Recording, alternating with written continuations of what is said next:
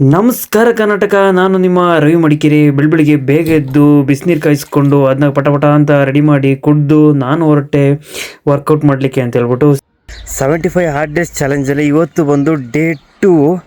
Actually ಹೇಳ್ಬೇಕಂತ ಹೇಳಿದ್ರೆ ನೆನ್ನೆಗಿಂತ ಇವತ್ತು ಸ್ವಲ್ಪ ಎನರ್ಜಿ ಜಾಸ್ತಿನೇ ಇದೆ. ಯಾಕೆ ಅಂತ ಹೇಳಿದ್ರೆ ನೆನ್ನೆದು ವೀಡಿಯೋಗೆ ನಿಮ್ಮ ಪಾಸಿಟಿವ್ ರೆಸ್ಪಾನ್ಸು ನನಗೆ ತುಂಬ ಅಂದರೆ ತುಂಬಾ ಎನರ್ಜಿ ಕೊಡ್ತು. ಟೋಟಲ್ ನಾನು ನೋಡಿದ್ದು 25 ಇಂಟು 400 ಪುಷಪ್ಸ್ನ ನೋಡಿದ್ದು.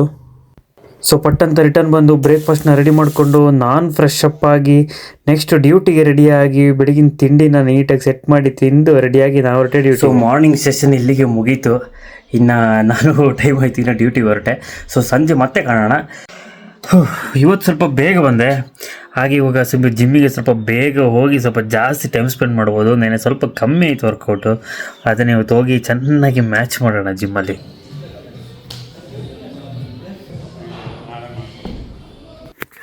ಇವತ್ತು ನಾನು ಜಿಮ್ಮಲ್ಲಿ ವರ್ಕೌಟ್ ಮಾಡಿದ್ದು ಬಂದು ಚೆಸ್ಟ್ ವರ್ಕೌಟ್. ಇವತ್ತಂತೂ ಸೂಪರ್ ಅಂತ ಹೇಳಿದ್ರೆ ಸೂಪರ್ ವರ್ಕೌಟ್ ಆಯಿತು. ಒಳ್ಳೆ ಪಂಪ್ ಅಂತೂ ಸಿಕ್ತು ವರ್ಕೌಟ್. ಇವತ್ತು ಮಾತ್ರ ಜಿಮ್ಮಲ್ಲಿ ಸೈಕಾಗಿ ವರ್ಕೌಟ್ ಆಯಿತು ಮಾತ್ರ. ಚೆಸ್ಟಲ್ಲ ಹಂಗೆ ಜಿಮ್ ಮುಗಿಸ್ಕೊಂಡು ಬಂದು ನಾನು ಇವತ್ತು ಭಗವದ್ಗೀತೆ 2ನೇ ಶ್ಲೋಕ ಓದಿ ಇವತ್ತು ಮುಗಿಸಿದೆ. ಹರೇ ಕೃಷ್ಣ. ಬಾಯ್ ಬಾಯ್, ಗುಡ್ ನೈಟ್, ಟೇಕ್ ಕೇರ್.